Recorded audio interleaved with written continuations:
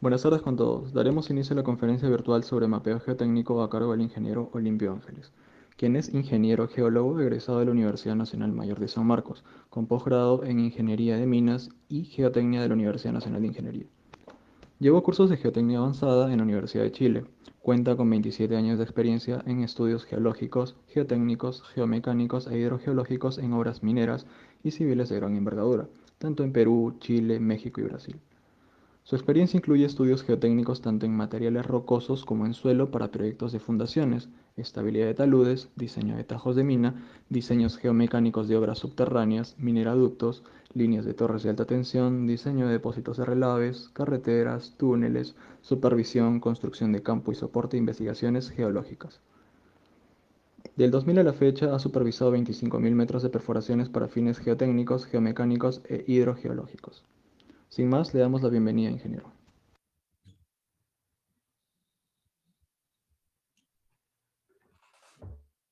Muchas gracias, Yamil. Buenas tardes, jóvenes. Buenas tardes con todos. Agradecer a Singeo por esta invitación para la ponencia de mapeo geotécnico. Realmente yo creo que vale la pena comentar, dado la situación actual que vive nuestro país y todos los países del mundo, con este tema del COVID-19. Nos está, yo creo, dando grandes oportunidades para hacer un cambio en nuestra forma de hacer las presentaciones, en la forma de estudiar. Es la primera vez que estoy en este tema de las clases virtuales. Como todos ustedes sabrán, nuestra especialidad, la geología, la geotecnia, se tiene que constantemente interactuar con la naturaleza, tenemos que tocar la roca, el suelo para poder caracterizarlo. Sin embargo, en lo sucesivo creo esto no va a ser 100% posible debido a que vamos a tener restricciones por este tema de la pandemia. Yo creo que para los alumnos que van a llevar a geotecnia sería bueno que ya vayan recolectando rocas de diferentes orígenes, como las intrusivas, las rocas volcánicas, las rocas sedimentarias metamórficas, porque virtualmente yo creo que sí es posible que podamos adecuarnos a este nuevo cambio. Ya nada va a ser igual una vez que esto se normalice, vamos a tener que migrar a nuevas metodologías de estudio, posiblemente con los alumnos cuando queremos ver un poco la parte geomecánica, ellos en su casa van a poder determinar la resistencia de la roca, van a poder, ¿cómo se llama?, definir la rugosidad de las discontinuidades. Si se trata de suelo, van a poder definir, ¿cómo se llama?, la plasticidad y definitivamente vamos a tener que interactuar bajo esa metodología. Entonces, les sugiero a los alumnos que van a llevar mecánica de suelo y geotecnia este semestre, vayan recolectando sus muestras. Si se trata de muestras de suelo, yo creo que del jardín habría que ir, o del parque habría que ir recolectando algunas muestras, sobre todo granulares y suelo fino. Dicho eso, vamos a hacer la presentación del tema de mapeo geotécnico. El tema que voy a tratar en esta ponencia es una pequeña introducción, información relevante que debe contener un plano geológico para fines geotécnicos, una metodología de mapeo geotécnico, los entregables, ¿no?, como producto de este trabajo de mapeo geotécnico, y conclusiones y recomendaciones.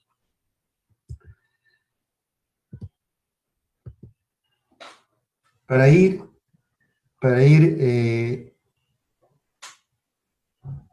entendiendo el tema que queremos presentar, la pregunta es, ¿qué es la geotecnia? Yamil, ¿tú podrías leer la pantalla, por favor, para tener una una clase un poco más interactuada o interrelacionada.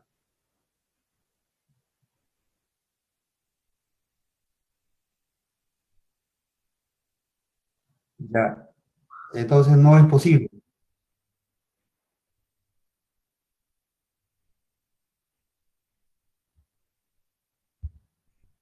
Ya, ya, entonces yo lo voy a hacer. Eh, la disciplina, la geotecnia, en términos general, es una disciplina que incluye la aplicación de los principios fundamentales de la geología, la mecánica de suelos, la mecánica de rocas, ¿no? A los problemas de diseño de cimentaciones, taludes y excavaciones relacionadas con las obras civiles y mineras. Si nosotros vemos el esquema, en la parte inferior, llegamos a la conclusión de que sin geología no habría geotecnia, ¿no? La base de la geotecnia es la geología y conjuntamente con la aplicación de los principios de la mecánica de suelo y de la mecánica de rocas, es pues la disciplina de la geotecnia. Lógicamente hay otras especialidades, creo, de menor envergadura, pero sin embargo estas son las disciplinas más importantes que interactúan para converger en lo que nosotros llamamos la geotecnia. La pregunta es, ¿qué es un mapeo geotécnico? El mapeo geotécnico es la representación sobre un plano topográfico de las unidades geológicas y las deformaciones estructurales, ¿no?, que afloran en la superficie terrestre, el cual se delimita en función a su comportamiento geotécnico. Es decir, cuando nosotros empezamos a elaborar un plano geotécnico, primero elaboro un plano geológico donde voy a identificar las unidades geológicas, y este plano o esta delimitación geológica tiene que ser lo más real posible a las condiciones del terreno. Es decir, nosotros necesitamos obtener una radiografía del terreno superficial en base a la geología, como son la litología, los materiales rocosos, los materiales cuaternarios. Entonces necesitamos tener una representación lo más realista posible para poder interpretarla, ¿no? Es decir, en general, cada unidad geotécnica mostrada en el plano tiene aproximadamente las mismas características de sus propiedades físicas, de resistencia, deformación y conductividad hidráulica. Cuando yo defino una unidad geotécnica, se supone que esa unidad geotécnica aproximadamente tiene las mismas características de sus propiedades físicas, de resistencia, deformación y conductividad hidráulica. Ese es uno de los requisitos de una unidad geotécnica. Por ejemplo, les quisiera indicar, si yo delimito a un depósito coluvial como una unidad geológica y posteriormente esto se convierte en una unidad geotécnica, nosotros podemos decir que los depósitos coluviales están conformados principalmente por materiales granulares, materiales gruesos, de compacidad suelta, ¿no? Su ángulo de fricción va a estar alrededor de 33, 35 grados, cohesión cero, conductividad hidráulica alta, posiblemente 10 a la menos 2, o a la menos 1, o a la menos 0 centímetros por segundo. Entonces, este depósito coluvial se estaría convirtiendo en una unidad geotécnica. ¿Por qué? Porque tiene la misma característica de comportamiento geotécnico. Ese es el criterio de la unidad geotécnica, ¿no? Ahora, ¿por qué debo efectuar un mapeo geotécnico? ¿No? El mapeo geotécnico se efectúa porque necesito elaborar un modelo geotécnico para emplazar y optimizar un diseño de una obra, ¿no? El detalle de un mapeo geotécnico depende del nivel de detalle del proyecto. Por ejemplo, no es igual hacer un mapeo geotécnico para un estudio conceptual, ¿no?, también llamado TREO, o prefactibilidad, o factibilidad, o de detalle, o ingeniería a nivel de construcción. Entonces, dependiendo del nivel de proyecto, también el nivel de detalle del mapeo geotécnico o mapeo geológico también, que van relacionados, va a depender, ¿no? De forma personal, pienso que el mapeo geotécnico se debería realizar al detalle a partir de la etapa de un proyecto a nivel de prefactibilidad. ¿Por qué les comento? Porque realizar un mapeo geotécnico no es muy costoso, no significa invertir grandes recursos. En consecuencia, yo podría hacer un trabajo de detalle a partir de prefactibilidad, pero sin embargo su uso es muy importante porque a mí me va a permitir tomar decisiones más realistas. Porque a partir de un mapa geológico o un mapa geotécnico a nivel de detalle o a nivel de prefactibilidad, podemos tomar grandes decisiones y nuestras decisiones pueden ser acertadas desde el punto de vista técnico. Por eso yo sugiero que los mapas geotécnicos sean realizados a detalle a partir de un nivel de estudio de prefactibilidad, como vuelvo a repetir, no implica grandes costos, pero sí la ventaja que nosotros podemos tener de ese plano es mucho, es bastante, ¿no? Los mapas geotécnicos precisos del suelo ofrecen excelentes oportunidades para las optimizaciones de diseño. Es correcto eso, ¿no? Consideraciones generales para el mapeo geotécnico. La base del mapeo geotécnico es el mapeo geológico del campo. Como mencioné al inicio, si yo no hago un mapeo geológico, no podría hacer un mapeo geotécnico. Una buena práctica del mapeo geotécnico es unificar las unidades geotécnicas desde el inicio del proyecto. Es decir, jóvenes, cuando ustedes vayan al campo, desde el inicio necesitamos ir zonificando los diferentes tipos de unidades geotécnicas.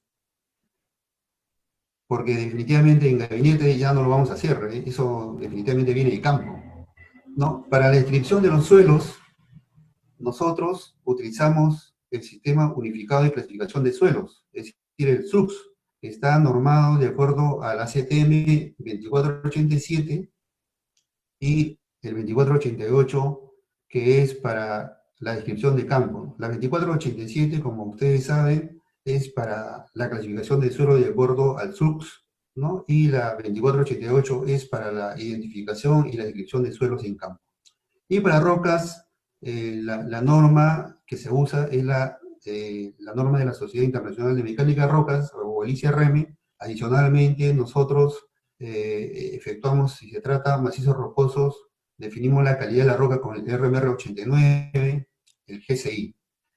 Entonces, quiero remarcar un poco este tema, siempre cuando nosotros hagamos los trabajos de descripción geotécnica de campo, usemos siempre la norma ACTM para suelos y la norma de la ICRM para el caso de rocas, porque necesitamos hablar el mismo lenguaje con todos los ingenieros del mundo. También estamos en un mapeo geotécnico, necesitamos representar los factores condicionantes que podrían tener incidencia en un proyecto. ¿Qué información relevante se coloca en un plano geotécnico? Hemos dicho ya, las unidades geológicas, depósitos coluviales, depósitos lagunares, depósitos aluviales, el arreglo estructural, todo lo que son fallas geológicas, ¿no? El tipo de relleno, la orientación. También tenemos los plegamientos. Este es un caso, por ejemplo, que quisiera detenerme para explicarle un poco de esta foto. Uno de los proyectos que hemos trabajado en la oficina donde laboro, en el sur de Perú, encontramos un anticlinal. Y sobre este anticlinal estaba proyectado el emplazamiento de un depósito relave, en este caso se iba a encontrar una presa. Y cuando nosotros hicimos las investigaciones geotécnicas con perforaciones, encontramos que en el anticlinal la conductividad hidráulica era mayor al resto del área. Entonces, eso nos da a entender a nosotros que las informaciones geológicas que se han generado en el área tienen un aporte valioso cuando necesito hacer interpretaciones y necesito tomar decisiones para la ubicación de la obra, para el emplazamiento de la obra. Todos sabemos, los geólogos, que un anticlinal se produce fuerzas compresionales laterales y en la charnela se produce fuerzas tensionales. En consecuencia, ahí las fracturas y las fallas van a ser abiertas. En consecuencia, la conductividad hidráulica va a ser mayor y hay la probabilidad de que en esa zona pues, se podrían encontrar caminos preferenciales de conductividad hidráulica, ¿no? Que por eso que es importante que nosotros debemos representar todas las estructuras geológicas desde el punto de vista estructural, aparte de la litológica. Debemos representar materiales blandos, porque los materiales blandos sabemos que en la geotecnia nos genera problemas. Nosotros ya sabemos lo que pasó en la falla de algunos proyectos en otros países. Los materiales blandos o los relaves blandos han generado problemas y eso pues se trasciende en un deslizamiento y en consecuencia podría generarnos problemas e incluso podría hacer pues que colapse definitivamente la mina o el proyecto, ¿no? Materiales blandos igual. Otro de los temas importantes cuando nosotros hacemos mapeo geotécnico es identificar la zona de las calizas. Acá en el Perú tenemos más del 50% del territorio nacional que está conformado por calizas, y en la mayor parte de los Andes peruanos tenemos rocas calizas, y hay varias formaciones que presentan este tipo de morfología, como por ejemplo el Pucará, el Jumaya, el Yumagual. Justamente la foto de aquí es de la formación Yumagual en el norte del Perú. Presentan grandes juntas con disolución, presentan cavidad en sinkhole. Entonces este es un punto muy importante que debemos tener en cuenta. Si mi proyecto se va a emplazar sobre calizas, desde un inicio, por experiencia les cuento que deberíamos tener mucho cuidado y deberíamos declararlo como un fatal flow para ir luego posteriormente implementando estudios y definir si realmente la zona es segura. Caso contrario, simplemente habrá que retirarnos del lugar o reubicar el proyecto. Otro de los temas que deberíamos colocar en los planos geológicos o geotécnicos son los suelos residuales, las alteraciones hidrotermales. Las alteraciones hidrotermales, en algunos casos, la degradan la calidad de la roca, y en algunos casos lo mejoran, ¿no? La geodinámica es importante. Necesitamos definir qué tipo de riesgo geológico se podrían generar en la zona en base a deslizamientos, caída de roca, reptación de suelo, hueco. Entonces hay una serie de factores, como tenemos la clasificación de Barnes, hay creo como 8 tipos de factores que podrían, como una condicionante, que podrían generarnos problemas desde el punto de vista de geodinámica externa. Todo eso lo tenemos que identificar en nuestro plano. También tenemos que identificar ojos de agua, porque los ojos de agua nos podrían también generar problemas, sobre todo si estamos en materiales blandos. Se podría generar procesos de ablandamiento y podría perder resistencia material y podría generarse problemas de inestabilidad. Otro de los temas que deberíamos ver cuando hacemos un plan o un mapeo geológico o geotécnico, de repente la zona ya está alterada antrópicamente, podría haber, como se llama, galerías mineras. También podríamos tener pasivos mineros como son los relaves. Entonces, todas esas unidades que yo identifico deberían estar debidamente delimitados en un plano geológico. Metodología de mapeo geotécnico. Cuando esto es una experiencia de repente más personal, de repente otros ingenieros tienen otra metodología, pero lo que hacemos nosotros en la empresa, o lo que hago yo, por ejemplo, lo primero es que me tengo que ubicar en el espacio. Y para ubicarme en el espacio, yo necesito primero revisar los planos regionales de la carta geológica como es el IGM. Una vez que se ha configurado o se plantea una alternativa del emplazamiento de una obra, por ejemplo, en una zona determinada, como por ejemplo en esta zona que les estoy mostrando acá en la diapositiva, entonces yo tranquilamente puedo obtener información del IGMET. Esa información está disponible para todos, y con eso yo podría delimitar o poder identificar en qué tipo de material está proyectado mi obra. Y aunque no lo crean jóvenes, este tiene un valor muy grande, porque el INGEMET a nivel regional, ha delimitado las diferentes unidades geológicas acá en el Perú y nos dice, por ejemplo, aquí en esta zona que estoy indicando con mi cursor, esto por ejemplo es la formación pulvicana o también se conoce como Yemagual. Acá por ejemplo tiene una estratificación de 45 grados. Y más abajo nos presenta la descripción de esa unidad geológica, nos dice que son calizas. Aquí yo tengo la estratificación 45 grados con un usamiento hacia el sur. Entonces, esas características son valiosas para mí para poder tomar decisiones iniciales del proyecto y poder dar alguna alerta y tomar algunas decisiones con respecto a la zona. También tenemos aquí, por ejemplo, el arreglo estructural. Entonces, si yo veo aquí, por ejemplo, que la estratificación está aproximadamente este-oeste o noroeste, tengo un alineamiento, por ejemplo, acá de las fallas geológicas principales que también están aproximadamente noroeste a este-oeste.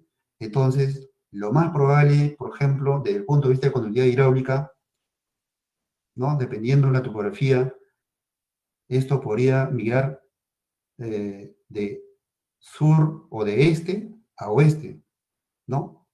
Aquí tengo otras unidades, por ejemplo, aquí tengo la formación Farrat, nosotros sabemos que la formación Farrat son areniscas, son cuarcitas, entonces ahí no voy a tener problemas de morfología kárstica, más bien se va a comportar o va a servir como un material de cantera, porque son areniscas cuarzosas o son cuarcitas, que voy a tener que confirmarlo posteriormente, entonces sería una excelente cantera esta formación.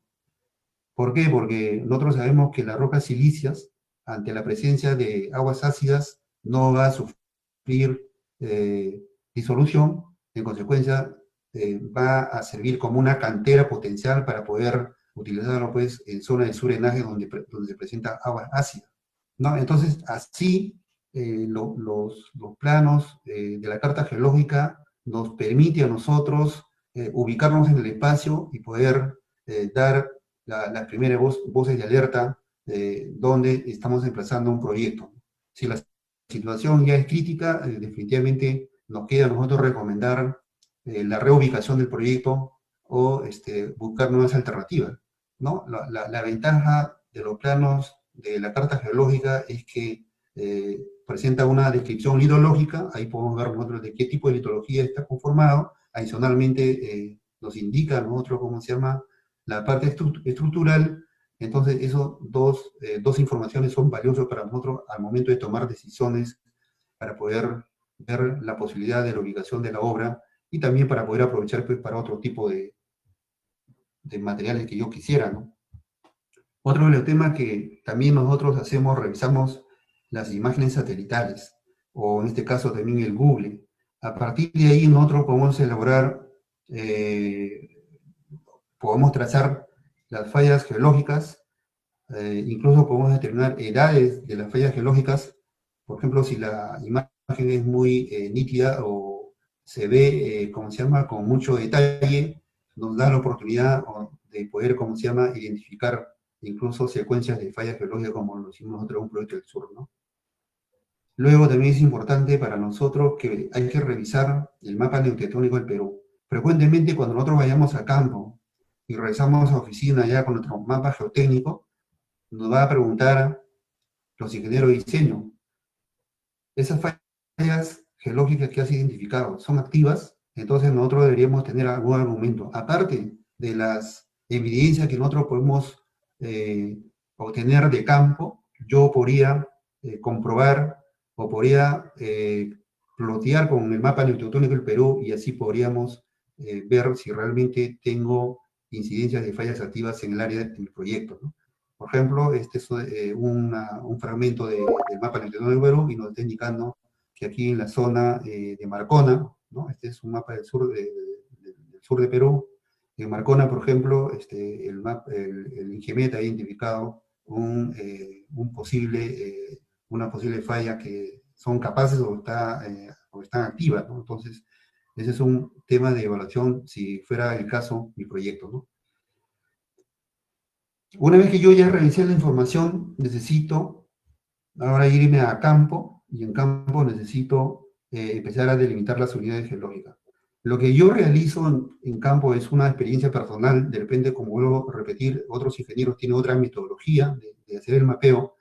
Si yo tengo, se supone que voy a campo con un plano topográfico, si necesito, por ejemplo, ver la geología de acá, por ejemplo, acá primero necesito tener la ubicación de la estructura civil o minera emplazada. Entonces, si yo voy a mapear, por ejemplo, la ladera o el estribo derecho de esta posible presa, lo que yo hago, me siento acá al otro lado de la quebrada y empiezo a delimitar acá las unidades. De la misma manera hago para delimitar, por ejemplo, las unidades geológicas de la ladera izquierda o del estribo izquierdo. Me siento al otro lado y empiezo a identificar la zona. Luego me acerco a la zona y en la zona empiezo a delimitar con mayor detalle ya con un GPS de precisión. Y si es una estructura importante que necesito identificarlo, yo puedo coordinar con topografía para que me hagan levantamientos de detalle. Entonces delimito las unidades geológicas, ¿no? De la misma manera voy delimitando, por ejemplo, aquí en el valle podría encontrar materiales aluviales, voy delimitando acá los materiales aluviales, de repente podría tener en alguna zona por ahí terrazas de materiales donde podrían tener, como se llama, materiales finos para poder utilizarlo como material de cantera para material de baja permeabilidad. De repente podría identificar aquí canteras, como se llama, para material de drenaje. Entonces, paralelamente al mapeo que voy realizando, de repente por aquí tengo un depósito coluvial, por ejemplo, ¿no? Depende, acá tengo un depósito coluvial. Entonces, en un plano topográfico, nosotros vamos identificando todas las unidades geológicas y los afloramientos rocosos lo delimitamos bajo la metodología del mapeo geológico por afloramiento, ¿no? ¿Ya? Entonces, esa es la forma como yo delimito mis unidades geológicas y una vez que ya tengo identificado, por ejemplo, aquí los suelos, le hago una descripción de acuerdo a la norma SUBS. Por ejemplo, si son gravas bien gradadas, de repente diré, se trata de un GP, ¿no? Están limpias, y luego pues adiciono las otras características geotécnicas que a mí me interesa describir de ese material, de cada unidad de material para poder ser de utilidad para fines de diseño y para la aplicación de algún otro material que yo necesitaría acá en la zona. Aquí, por ejemplo, tenemos también ya una estructura diseñada, configurada, pero aún todavía no está construida. Aquí, por ejemplo, el objetivo en esta imagen de la derecha era derivar un río. Esto fue un proyecto que realizamos en México, que llevaba un caudal de 5.000 metros cúbicos por segundo en un periodo de máximas crecidas. Configuraron primero en gabinete, entonces nosotros sobre esa configuración vamos a campo y empezamos a tomar los datos geológicos, geotécnicos, tanto de suelo como roca, exclusivamente aplicados para fines de diseño de taludes y de cimentaciones, ¿no? Esta es la clasificación SUBS que se encuentra en la norma CTM 2487. Es una buena práctica cuando yo voy a empezar a hacer un mapeo geotécnico, llevarse esto en una mica. Entonces aquí yo tengo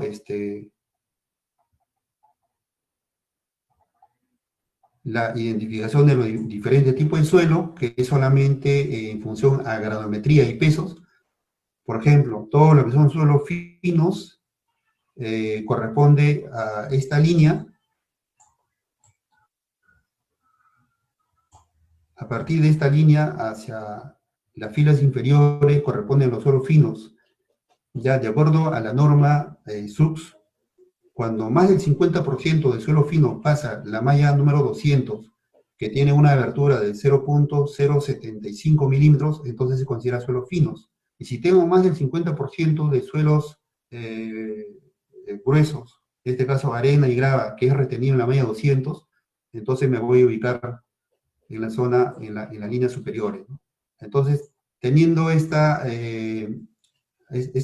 hoja en campo, yo más o menos podría estimar el porcentaje fino, el porcentaje de materiales arenosos o gruesos, y de acuerdo a eso me puedo ubicar en cualquiera de estos nombres que nos dice, ¿cómo se llama? El SUBS, ¿no? Entonces, cuando nosotros hacemos una descripción de, la, de los suelos, lo tengo que identificar, lo tengo que llamar de acuerdo a estas características, ¿no?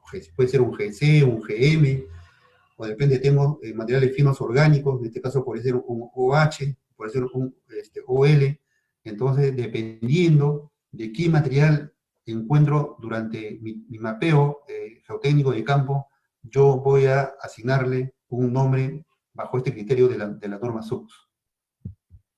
De la misma manera, aquí tenemos otra tabla que también nos guía fácilmente cómo podemos darle el nombre a los suelos, del libro del AMBE. Yo creo que eso lo puede sacar usted una copia, y es una buena práctica llevarlo a campo para poder asignarle pues al suelo o a mi unidad geológica del suelo el nombre respectivo de acuerdo a esta norma SUB, ¿no? Entonces, este cuadro que se encuentra en el libro del AMBE, también pues acá nos indica ¿cómo se llama? Los coeficientes de uniformidad, curvatura, ¿no? Entonces, para tener una idea a partir de cuándo, yo puedo decir si son bien gradadas o mal gradadas.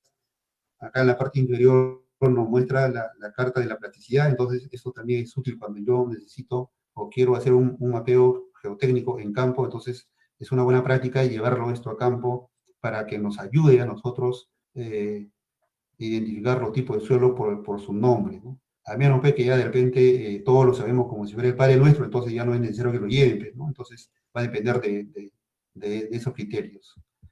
Aquí es lo mismo, no es el mismo criterio, no es como una referencia para los alumnos. También es lo mismo, incluso acá está incluido, por ejemplo, los porcentajes, ¿no? 3%, 5%, entonces, para poder, como se llama, describir los suelos, ¿no? ¿Qué porcentaje de fino, por ejemplo, se encuentra en un material grueso? ¿Qué porcentaje de suelo fino tengo? Entonces podría hacer uso de esta gráfica. Arriba tenemos cómo se escribe la angularidad, ¿no? Entonces también este es como otra ayuda. Luego, cuando yo quiero identificar los suelos en campo, puedo utilizar de acuerdo a la norma ACTM de 2488, ¿no? Entonces acá, por ejemplo, nos dice los criterios para definir los suelos desde el punto de vista de la angularidad, de la plasticidad, el contenido de humedad, ¿no? También está, como se llama, el propuesto por el padre de la mecánica de suelos, que es Terzaghi, ¿no? Entonces, la consistencia de los suelos finos, este dato es muy importante para nosotros al momento de poder tomar decisiones de su resistencia al corte. Entonces, aquí se escribe pues, los suelos muy blando, ¿no? Medianamente compacto y muy compacto y duro, ¿no? Entonces, esta es una traducción del inglés al español, entonces eso hay que tener cuidado, pero el criterio pues, está establecido, ¿no? En la norma ACTM 2488. Para los suelos granulares también es muy importante cuando yo esté en campo pueda, como se llama, describirlo en función a su compacidad.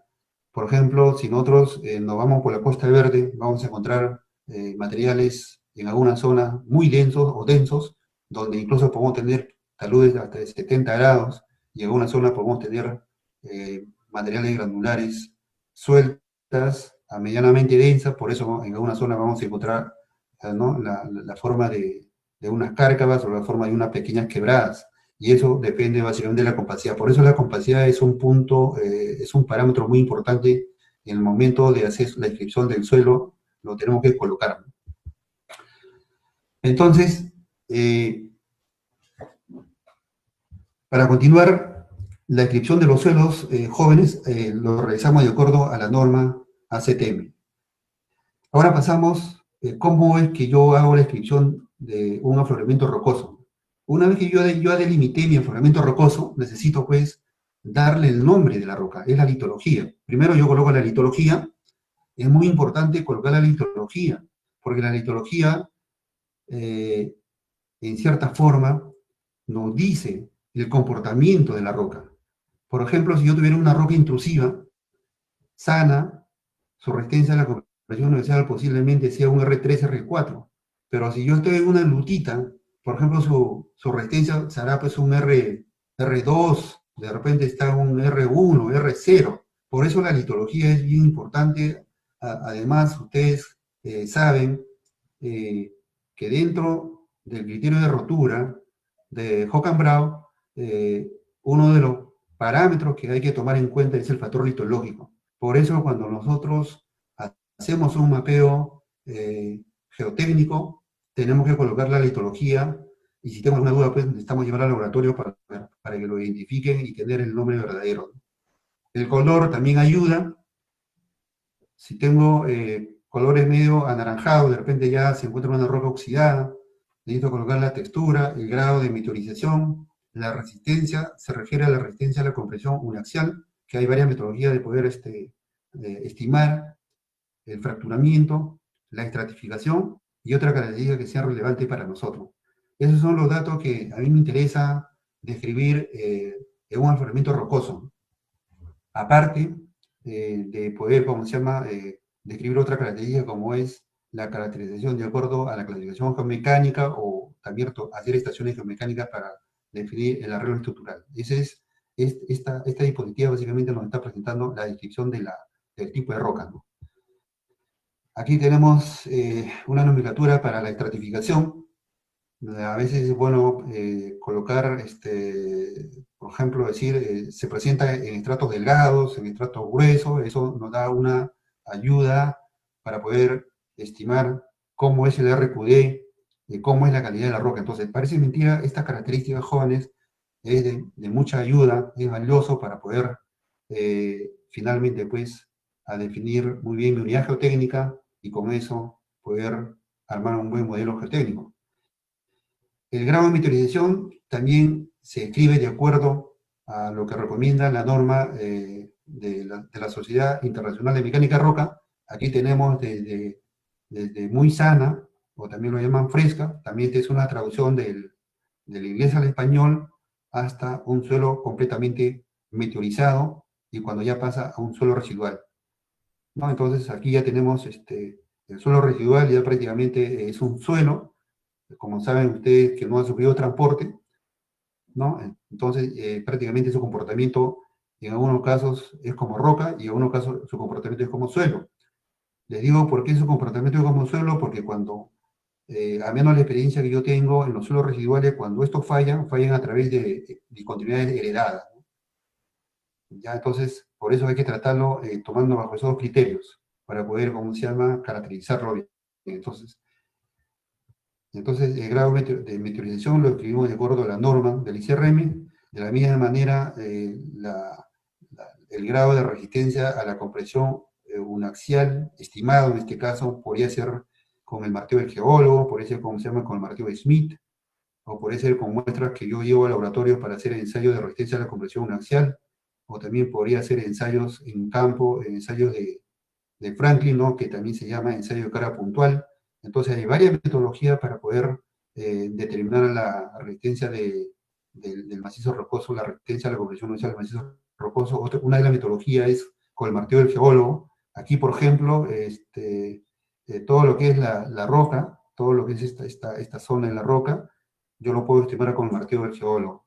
Y la resistencia de suelos cohesivos, que está acá en la parte superior, lo puedo determinar, como se llama, simplemente haciendo ensayos con el dedo pulgar, ¿no? Entonces ahí está establecido cuando para mí es un suelo muy blando y cuando para mí es un suelo duro, por ejemplo. Un suelo duro es cuando intento penetrar con el dedo pulgar, no penetra, apenas no deja ni una huella, entonces significa que es un suelo de una consistencia muy dura y en este caso su resistencia a la compresión axial está mayor a 0.5 megapascales, ¿no?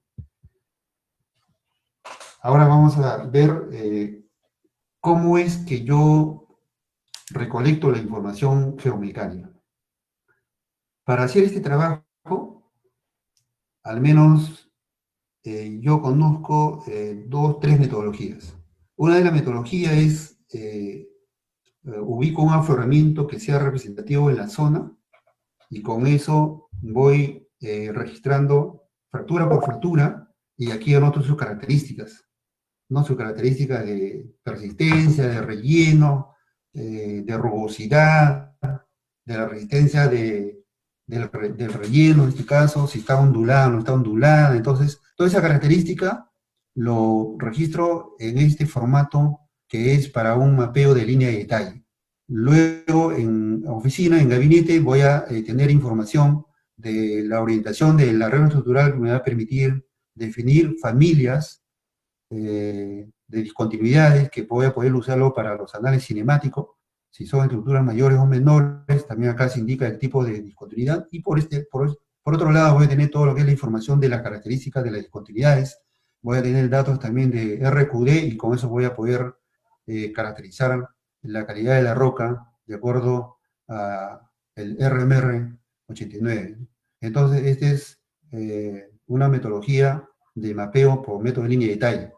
En forma particular nosotros ya casi no lo usamos porque trabajamos con el método de mapeo por celda de detalle.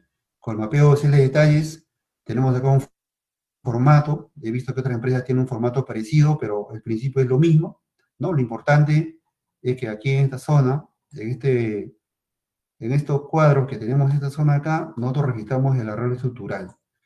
Con esa información del arreglo estructural de la zona, yo voy a poder definir cómo es el arreglo estructural del área de la zona que estoy haciendo el estudio.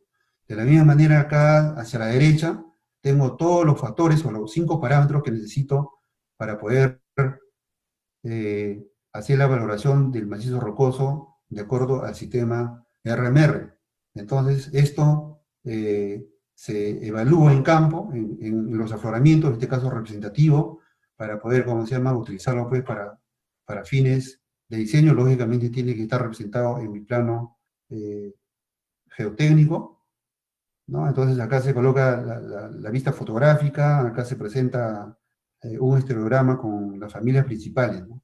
Ya, entonces esto, yo creo que la mayoría que ya estamos trabajando sabemos cómo se hace esto. Los alumnos, yo creo que eso lo vamos a ver un poco más en detalle cuando lleguemos el curso de geotecnia.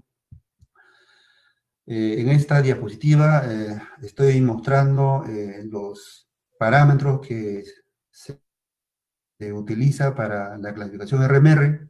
No, por ejemplo, el primer parámetro que tenemos que es la resistencia a la compresión glacial, tenemos el RQD, tenemos, como se llama, el espaciamiento de las discontinuidades, tenemos las condiciones de la discontinuidad y el agua, ¿no? Esos son los 5 parámetros que necesito evaluar para poder determinar la calidad de la roca de acuerdo al sistema RMR de Vinagel 89, ¿no?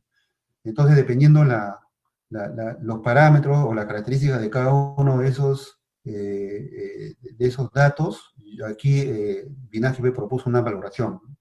El valor de RMR varía de 0 a 100, y dependiendo dónde se ubica la valoración, podría tener roca desde muy, muy buena, buena, o podría tener regular, mala a muy mala. Hay 5 categorías.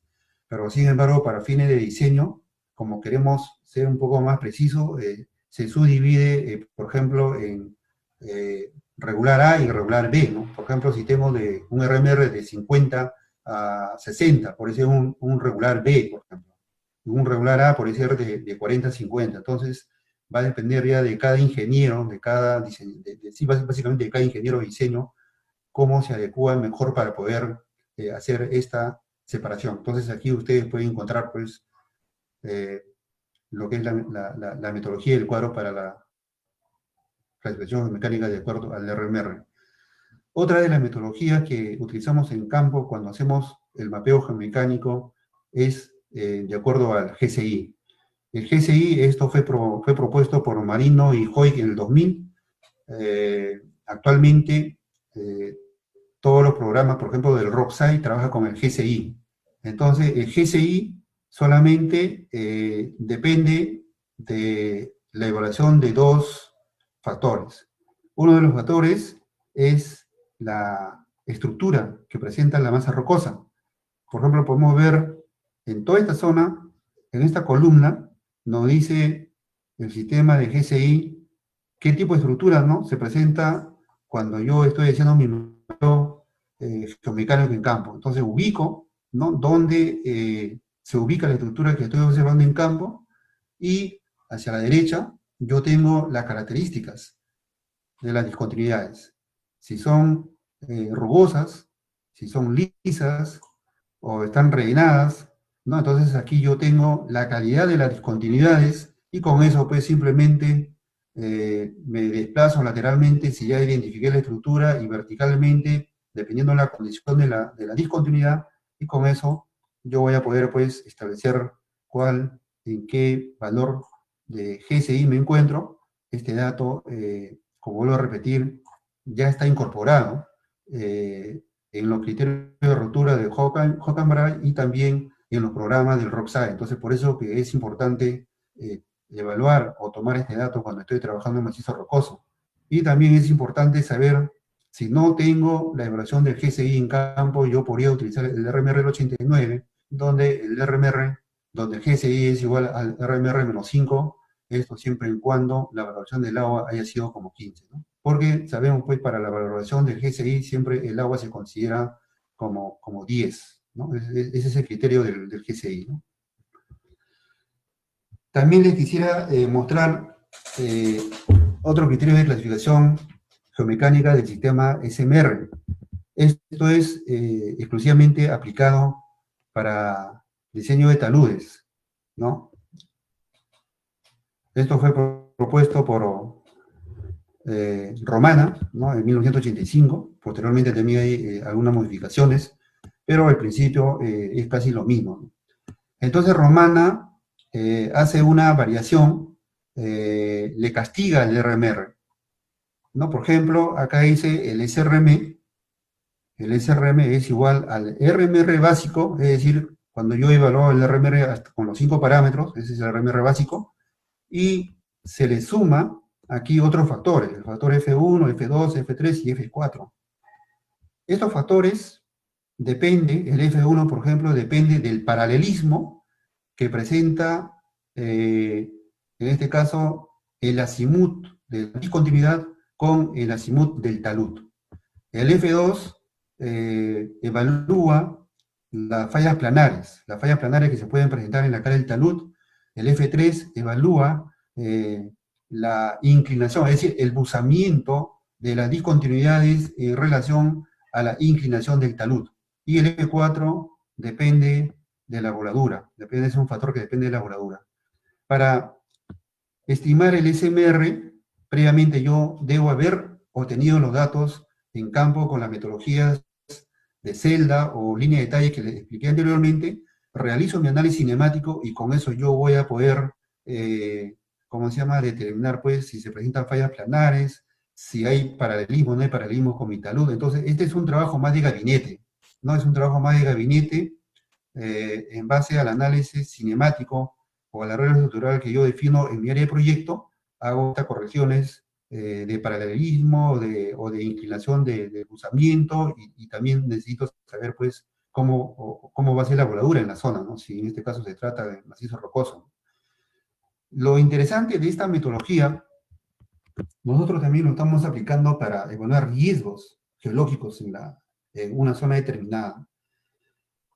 Una vez que yo determino el SMR, que también va de 0 a 100, ¿no? Por ejemplo, si yo tengo un SMR que está de 81 a 100, ¿no? De 81 a 100, ¿qué significa? Significa que es una roca para fines de taludes muy buena, ¿no? Es una roca que que se presenta completamente estable en la zona, y no va a haber problemas de rotura, y la probabilidad es cero, ¿no?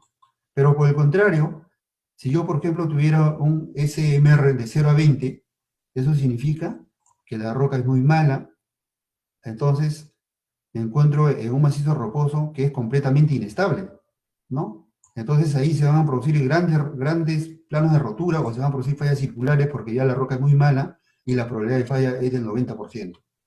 Entonces, tomando en cuenta estos datos, nosotros podemos, por ejemplo, si estamos haciendo evaluación de riesgo geológico para una zona desde el punto de vista de estabilidad de taludes o estabilidad de laderas, ¿no? Entonces, tomando estos datos o considerando el criterio del SMR, nosotros podemos dar alguna predicción de la zona, del área de proyecto.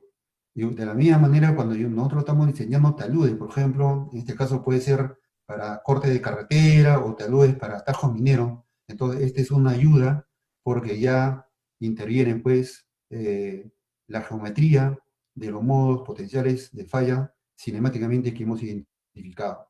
Por eso que los he agregado aquí. Si alguien necesita esta información, le podría pasar, ¿cómo se llama? La información completa, ¿no? Que la última publicación tenemos del 2017.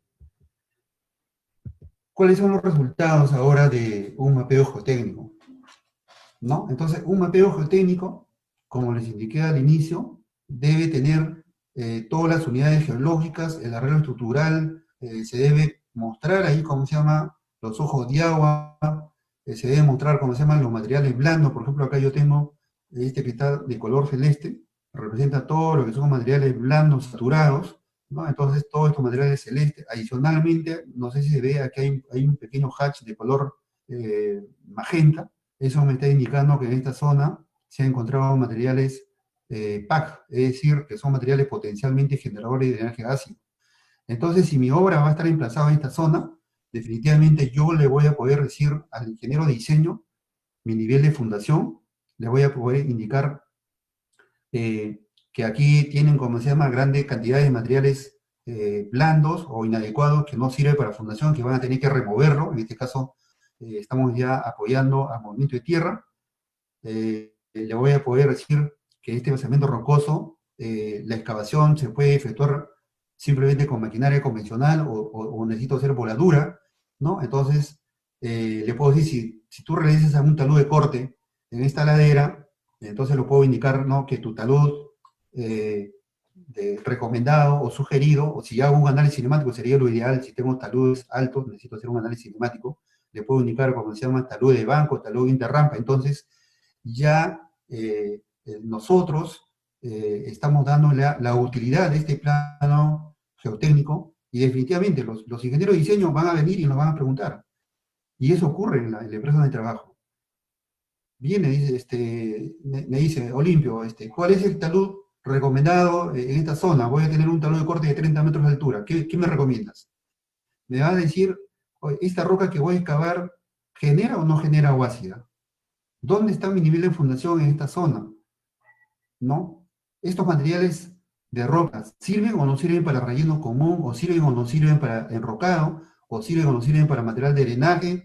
¿Lo podría utilizar como cantera? Entonces, todas esas interrogantes lo tenemos que nosotros responder a partir de este plano geotécnico que lo he preparado, ¿no? Tomando como referencia para el caso de suelos, le he escrito de acuerdo al SUX y para el caso de rocas, de acuerdo a la norma ICRM, aparte he hecho mi mapeo geomecánico por celda, entonces todo ese interrogante nosotros lo tenemos que responder.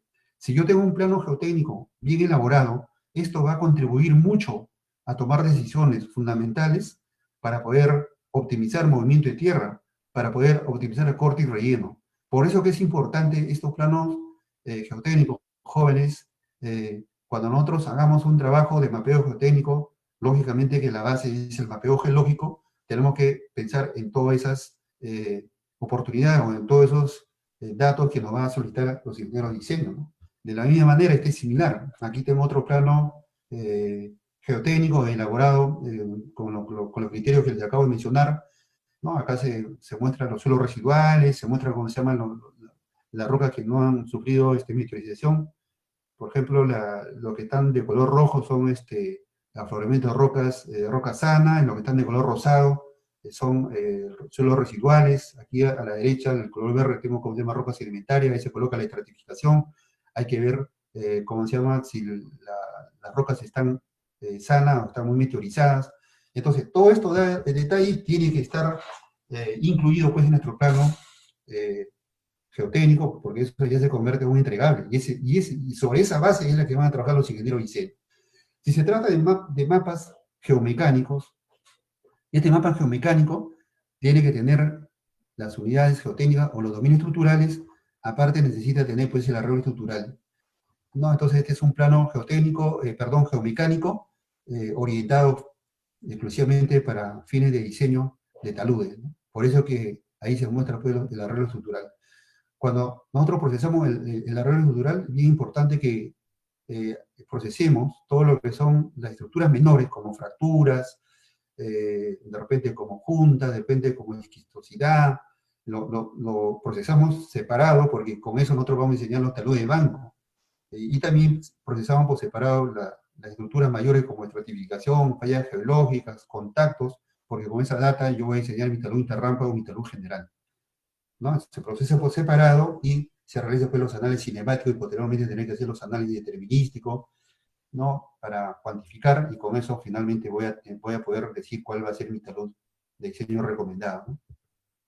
Lógicamente que los planos geotécnicos necesita tener una leyenda, ¿no? Una leyenda estratigráfica, litológica y estructural, tal cual nosotros hemos aprendido en geología. No estamos inventando la pólvora, es una información tal cual como están en los planos de la carta geológica, es la forma como nosotros presentamos esta información. Lo que sí necesitamos complementar pues con una descripción geotécnica que sea para fines aplicativos para diseño, ¿no? Para hacer el modelamiento geotécnico y para diseño. Este es otro ejemplo, ¿no? De la misma manera. Este es un ejemplo, cómo a partir de un mapa geotécnico estamos calculando los niveles de fundación. Aquí estamos calculando los movimientos de tierra, ¿no? Eso se puede calcular con los programas que hay. Por ejemplo, para ese proyecto anterior que estamos mostrando, acá tenemos que se va a tener que remover 1.4 millones de metros cúbicos de material y acá está distribuido los diferentes tipos de materiales, ¿no? Entonces, esta información sale del plano geotécnico, lógicamente complementado con calicatas, siquet, perforaciones, pero la base para delimitar las unidades es el mapa geotécnico, ¿no? Otra de las cosas que le estoy mostrando acá, yo necesito definir, ¿cómo se llama? Cómo va a ser la excavación para cada tipo de material rocoso, por ejemplo, ¿no? Eso nada más está en función al espaciado de la discontinuidad, como podemos ver acá en el eje de la y abajo tenemos pues, la resistencia a la cara puntual en megapascales. Entonces, dependiendo del espaciado y de la resistencia a la compresión inercial, yo puedo decir si mi material rocoso solamente va a ser excavado con maquinaria, o va a ser ripiable, como está acá, de color celeste, o de repente se necesita utilizar pues voladura, ¿no? Entonces, esa es la utilidad también, como se llama, de los mapas geotécnicos, ¿no? Luego, la conclusión de recomendaciones, ¿no? El valor del mapa geotécnico es incomparable. Yo creo que ustedes ya lo saben y también de repente se han dado cuenta en las diapositivas anteriores que les he mostrado. A partir del mapa geológico, geotécnico, parte toda la geotecnia jóvenes, ¿no? Permite tomar decisiones acertadas del tipo de tratamiento de las cimentaciones y optimizar el diseño de las obras. Si, por ejemplo, yo estoy en una zona adversa desde el punto de vista geotécnico o geológico, muchas veces nosotros, por ejemplo, hemos reubicado o hemos desplazado la ubicación de las obras. Y eso nos compete a nosotros, ¿no? Entonces, si estoy en una condición adversaria, lo necesitamos decir que se desplace 100 metros, 200 metros, o recomendamos pues, que se desplace a una zona de mejor calidad desde el punto de vista técnico, ¿no? Luego, las propiedades físicas y mecánicas del suelo y de la roca, así como su arreglo estructural y su litología, caracterizan nuestro modelo geológico técnico. Lógicamente, yo lo hemos indicado, ¿no? Para que se convierta en un plano geotécnico, necesita tener, pues, ¿cómo se llama? Indicado o descrito lo que son las propiedades físicas y también mecánicas, ¿no? Y con eso podemos determinar, o determinamos el comportamiento, ¿no? De cada unidad geotécnica, ¿no? Toda obra de ingeniería debe contar con un mapeo geotécnico. Eso es obvio, yo creo que para todos ya, previo, ¿no? Para poder evaluar su factibilidad. Para realizar un estudio geotécnico se debe realizar primero el mapeo geológico realista, con toda la información relevante aplicada al diseño geotécnico, ¿no? Este debe ser efectuado por personal competente, ¿no? Entonces, bien jóvenes, posiblemente otros ingenieros, otras empresas pueden tener otra metodología de hacer, como se llama, su mapa geotécnico y cómo lo aplican pues, a los diseños, ¿no? Pero yo les he querido presentar esto es lo que hacemos en la empresa donde trabajamos, ¿no? Y si hubiese algún comentario o alguna sugerencia, bienvenido. Y también si hubiese alguna pregunta, creo que estamos para conversar. Muchas gracias.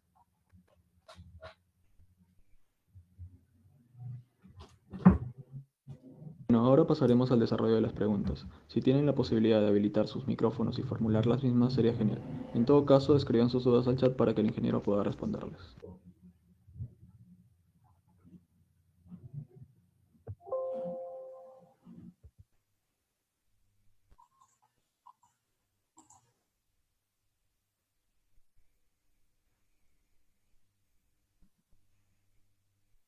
Ya, bien, y a mí me pasas la pregunta y después ya yo lo respondo.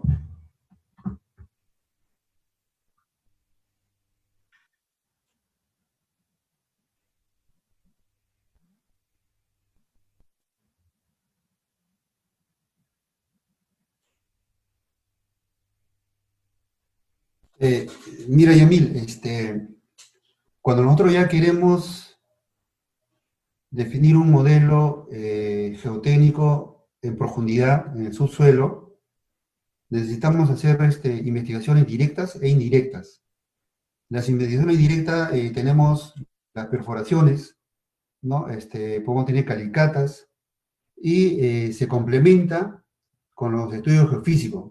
Pero la buena práctica es primero hacer los estudios geofísicos porque nos va a orientar zonas críticas para poder hacer un buen programa de investigación en geotécnica directa con perforaciones calicata.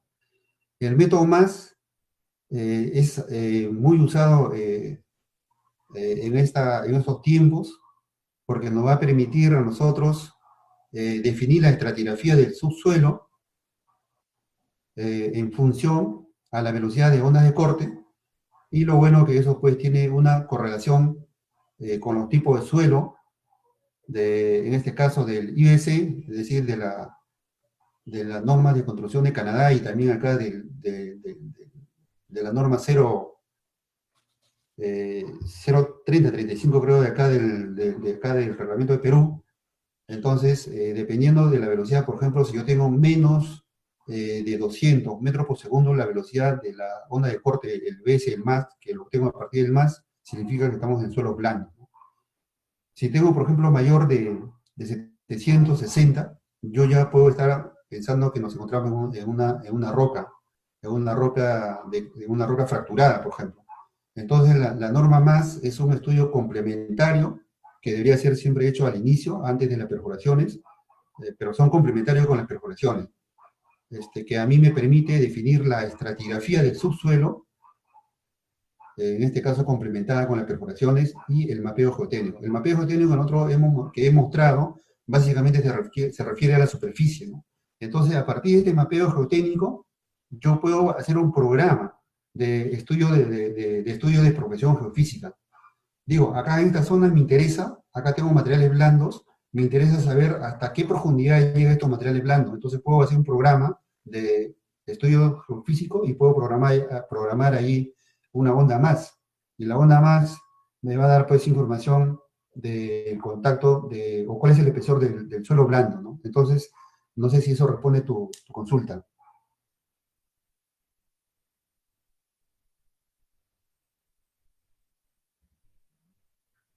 Ya.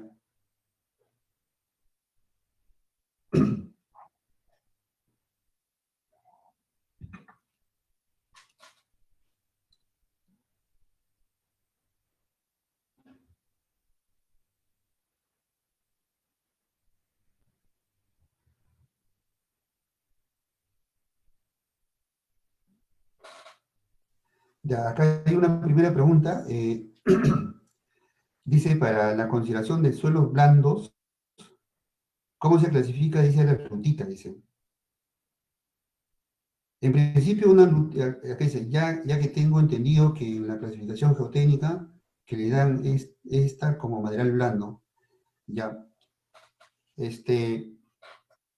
A las lutitas, en el inglés le dicen cómo se llama weak, ¿no? Es decir, y cuando se traduce como blando, ¿no? De repente puede ser débil, pero sin embargo, esta clasificación es desde el punto de vista de macizo rocoso. ¿Ya? Entonces, una lutita, lógicamente, si lo catalogamos o lo evaluamos como roca, es la roca más débil, ¿no? Yo creo que el término blando deberíamos reservarlo para suelo, y para roca, como es la lutita, deberíamos reservar el término débil, ¿no? Una lutita, por ejemplo, su resistencia a la compresión uniaxial podría estar alrededor de 1, 2, 5, hasta 10 megapascales, ¿no? Entonces es un material mucho de mejor calidad que un suelo. En consecuencia, ¿cómo se llama? Hay que clasificarlo como si fuera una roca débil o muy débil. Pero también es importante mencionar aquí, a veces las lutitas se transforman en suelo residual. Cuando ya se transformaron en suelo residual, hay que considerarlo como si fuera un suelo. Su evaluación ya es como un suelo, ¿no? Entonces, dependiendo cómo se presenta la lutita, si la lutita todavía se mantiene como una roca muy débil, entonces nosotros podemos valorarlo, ¿cómo se llama? Como voy a repetir, como una roca débil, muy débil, nosotros podemos hacer ahí unos ensayos de repente con el martillo del geólogo, de repente con una cuchilla, cuando estamos en campo, de repente podría llevar al laboratorio para hacer algunos ensayos, y con eso podemos determinar cuál es su resistencia, ¿no? Entonces, acá dice para la conservación del suelo blando. Entonces, posiblemente en la traducción ahí hay un error, a la lutita, vuelvo a repetir, no hay que considerarlo como si fuera suelo blando. Efectivamente, en la traducción hay un error ahí, ¿no? Yo creo que al menos yo me inclino más tratarlo como si fuera una roca débil o roca muy débil, ¿no? En inglés dice, ¿cómo se llama? Weak, ¿no? Entonces, weak, very weak, así lo catalogan a la roca débil, muy débil, ¿no? Entonces, es un término que ¿cómo se llama? Habría que tenerlo en cuenta. No sé si eso aclara esa pregunta, la número uno. La número dos dice a cuántos metros o kilómetros a la redonda se debe hacer un mapeo geotécnico respecto al proyecto de estudio. Ya, buena pregunta. Mira, cuando por ejemplo nosotros, va a depender de la obra, no de la estructura. Por ejemplo, yo si voy a hacer un mapeo geotécnico para el diseño del emplazamiento de una presa, por ejemplo, una presa de agua, necesito hacer un mapeo geotécnico de detalle en la zona donde se va a emplazar la presa.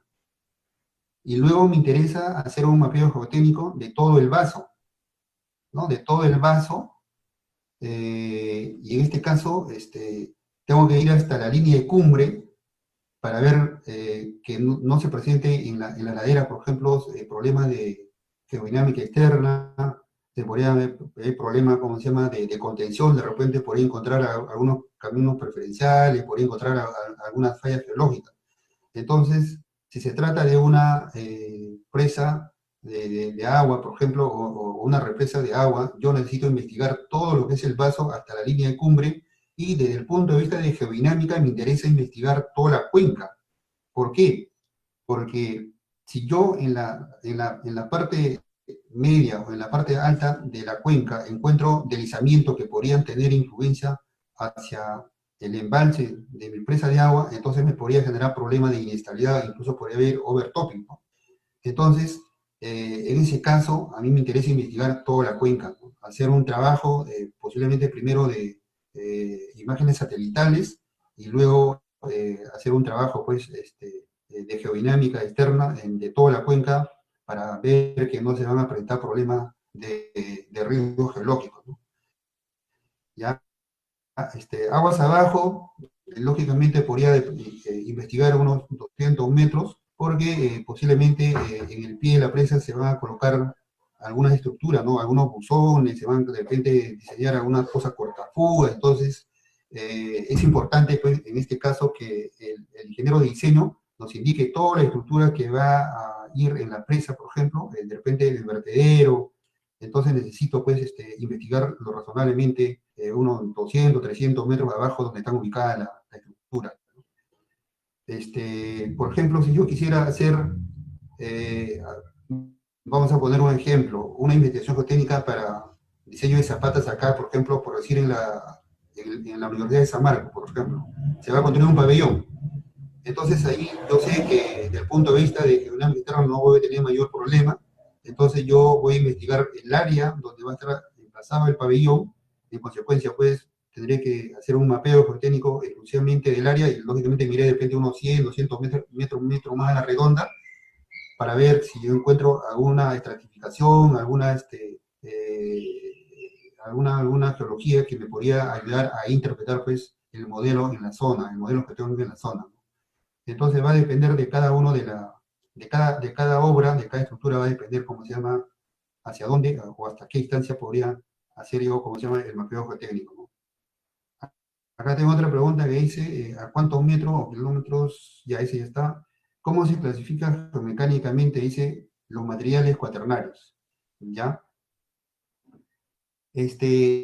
Cuando nosotros hablamos geomecánicamente, mayormente el término geomecánica lo reservamos para basamento rocoso, ¿no? Pero también las propiedades mecánicas de los suelos, los materiales cuaternarios, por ejemplo, cuando yo encuentro, por decir, un material glacial, por ejemplo, o un material aluvial, ¿no? Entonces, lo que nosotros hacemos ahí es una clasificación desde el punto de vista de la mecánica del suelo, es decir, desde el punto de vista geotécnico, ¿no? En realidad, la geotecnia involucra tanto suelo como roca. Yo creo que vamos a hablar del punto de vista de la mecánica del suelo. Entonces, ahí me interesa a mí, por ejemplo, determinar cómo clasifica el suelo de acuerdo al SUBS. Si, por ejemplo, son materiales aluviales, de repente es un GM, puede ser un GC, un GP, puede ser un GW, ¿no? Entonces, lo clasifico, le doy su nombre al suelo y luego, ¿cómo se llama? Identifico o determino o estimo el grado de compacidad, si son densas o no son densas, luego, ¿cómo se llama? Determino su porcentaje de fino, su porcentaje de humedad, determino si son angulosas o subangulosas o son redondeadas, ¿no? Esos datos es importante porque la resistencia al corte o el ángulo de inflexión, por ejemplo, de grava redondeada es diferente a gravas angulosas, ¿no? Entonces yo necesito saber si esa grava, por ejemplo, también si están o no están meteorizadas. Si yo tengo gravas meteorizadas, su resistencia va a ser mucho más bajo que tener gravas sanas. ¿Ya? Entonces, complemento con información del laboratorio, en este caso me llevo muestra, puedo hacer ensayo de densidad in situ en campo, me llevo al laboratorio y posiblemente en el laboratorio yo podría hacer ensayos triaxiales o de corte directo a gran escala y con eso podría calcular, cómo se llama, su ángulo de fricción y su cohesión, ¿no? Si es que lo tuviera, ¿no? Entonces, geotécnicamente, así nosotros clasificamos a los materiales cuaternarios. Es bien importante cuando nosotros eh, hacemos la descripción de un suelo, al menos eso es lo que nosotros hacemos en la oficina, colocar primero qué tipo de depósito se trata, ¿no? Por ejemplo, colocamos depósitos aluviales o depósitos glaciares, porque no vaya a ser que a veces en los proyectos mineros a veces tenemos relleno, que puede ser un GP, una grava, un GC, y si yo no coloco cuál es el origen de ese depósito, podría haber confusión, ¿no? ¿Cómo se llama?, confundirme incluso para poder estimar o determinar, ¿cómo se llama?, los parámetros. Porque si es un material de relleno, de monte mina, y generalmente estos materiales tienen, como se llama, gravas meteorizadas, pero sin embargo, desde el punto de vista de clasificación, clasifica como un GP igual que un aluvial, entonces definitivamente puede haber una confusión ahí. En este caso, los materiales de monte mina, como están más meteorizados, como se llama, podrían ofrecer menor resistencia. Entonces, para sensibilizar mi parámetro, es importante colocar el origen. Otra cosa es tener un suelo residual. Por ejemplo, una cosa es tener un SP de un suelo transportado que de una arena de relave, porque sus propiedades van a ser diferentes, ¿no? Entonces, por eso nosotros siempre colocamos cuál es el origen de ese depósito, o cuál es ¿cómo se llama? El tipo de depósito, ¿no? Por eso es importante colocar adelante eso y recién después hacemos la descripción, para poder, ¿cómo se llama?, valorarlo y saber nosotros, ¿cómo se llama?, si tengo o no tengo el rango de poder mejorar los parámetros o me quedo por lado conservador, ¿no? Entonces eso sería con respecto a cómo se clasifica geomecánicamente los materiales cuaternarios, ¿no? Ya es en base a la clasificación SUC nada más, ¿no? En su experiencia, dice, ¿qué valoración le da a los ensayos geotécnicos para el desarrollo de un proyecto? Los ensayos geotécnicos tenemos nosotros in situ en campo, y también tenemos los ensayos en laboratorio. Yo creo que más se refiere esta pregunta a los ensayos geotécnicos de campo. El valor es grande, yo creo que es de mucha ayuda. Por ejemplo, si yo estoy haciendo un ensayo de SPT en un material aluvial, esos datos del SPT me va a decir cuál es su grado de compacidad de ese material aluvial. Y dependiendo, si el valor de N, yo puedo estimar cuál es, cómo se llama, su ángulo de fricción de ese material. Entonces, es complementario a los ensayos de laboratorio. Nosotros lo que hacemos, independientemente, calculamos el ángulo de fricción tomando como base los ensayos geotécnicos de campo, ¿no? Por ejemplo, si hice una perforación y en esa perforación tengo valores de N a diferentes profundidades, sectorizamos todo lo que son N, por ejemplo, de 0 a 10, de 10 a 30, de 30 a 50 y lo que son mayor a 50. Y en función a eso, nosotros determinamos cómo se llama su ángulo de fricción y lógicamente a veces es difícil pues a 20 metros o a 15 metros o a 25 metros tomar una muestra, pero en este caso la única, el único elemento que yo tengo son los ensayos in situ. Por eso para mí los ensayos in situ es fundamental, es muy importante porque me va a complementar a armar mi modelo geotécnico en profundidad, ¿no? Luego tengo acá otra pregunta que dice, cuando hace estudios de canteras, ¿en su mapeo incluye secciones transversales de algunos taludes altos? Ya. Cuando nosotros hacemos estudio no, perdón, metí de carretera, lo leí como cantera, mi lente está un poco mal. Cuando hace estudio de carretera, dice, ¿en su mapeo incluye secciones transversales de algunos taludes altos? Sí, es correcto, ¿no? Basta que yo tenga taludes que sean mayor de 15, 20 metros de altura, ¿no? Entonces, nosotros tenemos que hacer un mapeo detallado porque a veces en alguna zona, por ejemplo, recomendamos taludes muy tendidos, como si unos taludes de 2.51 y ese talud de 2.51 es de repente paralelo al terreno. En consecuencia, mapeo de detalle y no preparo unas secciones y no evalúo sus parámetros, definitivamente después mi talud de corte va a llegar a 200, 300, entonces la altura se va a incrementar. Pero sin embargo, si yo tengo estudios geotécnicos o tengo mapas geotécnicos de la zona, yo puedo hacer de repente taludes más parado y por ello optimizar mi corte y relleno. Lógicamente, eso va a depender pues de los parámetros de resistencia al corte, ¿no? Sí, entonces la respuesta sobre esta pregunta 5 es sí, ¿no? Luego acá dice, en ambientes kárticos, dice, ¿qué investigaciones directas o indirectas recomienda realizar? ¿Ya? Aparte de realizar el mapeo geotécnico de superficie, donde yo voy a identificar todas las evidencias, ¿no?, de disolución como los sinkholes, como las cavidades, como los caminos preferenciales, ¿no? Nosotros necesitamos realizar perforaciones, ¿ya? Entonces, estas perforaciones tienen que estar dirigido, orientado a las zonas posibles donde yo podría encontrar zonas kárticas. Por ejemplo, si yo tengo una alternancia de calizas con lutitas y tengo otra zona donde tengo pura caliza en bancos, entonces para mí sería, ¿cómo se llama?, hacer una perforación en la caliza de bancos y en este caso tengo que atravesarlo perpendicularmente para poder caracterizar toda la secuencia, ¿no? Porque si me voy paralelo me voy solamente sobre un estrato, entonces necesito hacer perforaciones. Entonces, una de las metodologías de investigar una zona kártica es mediante perforaciones, otro es mediante calicatas. En los sumideros, en las dolinas, yo hago una calicata y ahí puedo, como se llama, inyectar agua. Podría, como se llama, hacer un ensayo de infiltración. Eso nosotros lo hemos hecho, por eso les comento, y veo, como se llama, hacia dónde, si se va o no se va el agua y hacia dónde puede ir. Incluso podemos colocar trazadores para ver dónde sale, como se llama, ese flujo de agua. Otra de las metodologías que nosotros utilizamos para definir zonas kárticas es la tomografía eléctrica y el georradar.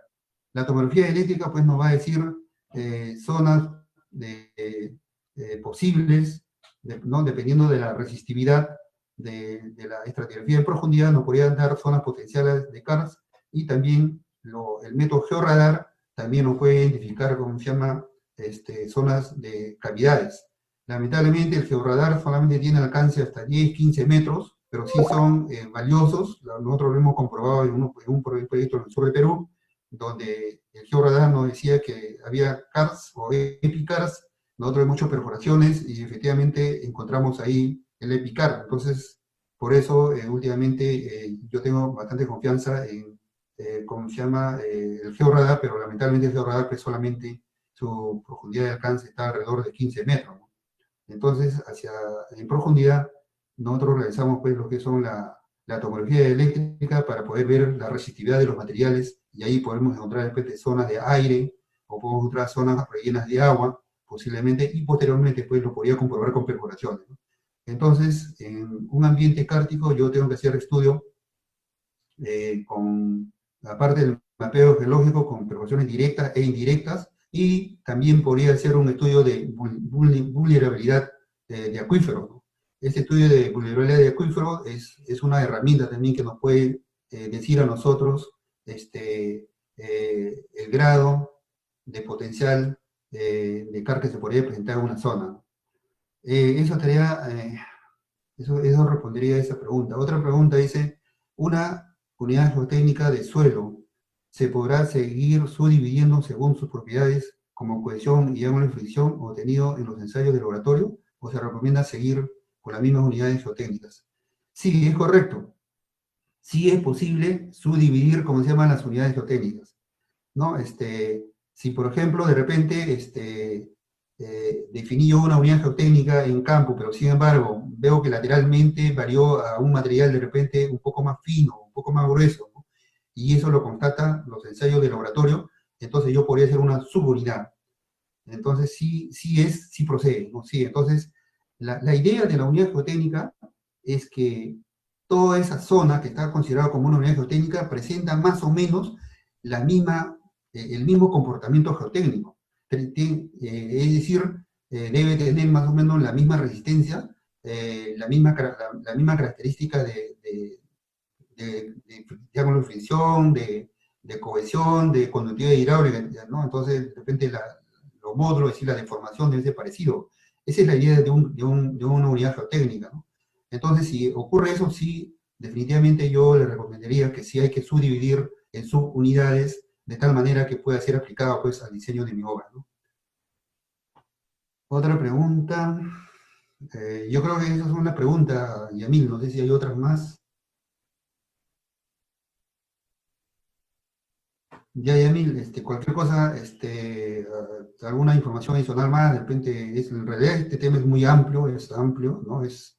Eh, es bastante amplio, depende de cada estructura, ¿no? Hay que orientar si es para, por ejemplo, para geomecánica, si es para extraer esta luz, si es para cimentaciones, de repente si es para excavaciones de terreno, hay que orientar. Si necesitan alguna información adicional, yo lo tengo, no haría ningún inconveniente que se lo podría proporcionar. Gracias, Yamil.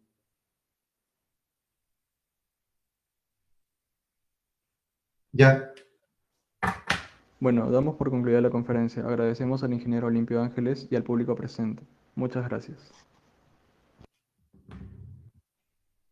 Gracias, Emil, gracias.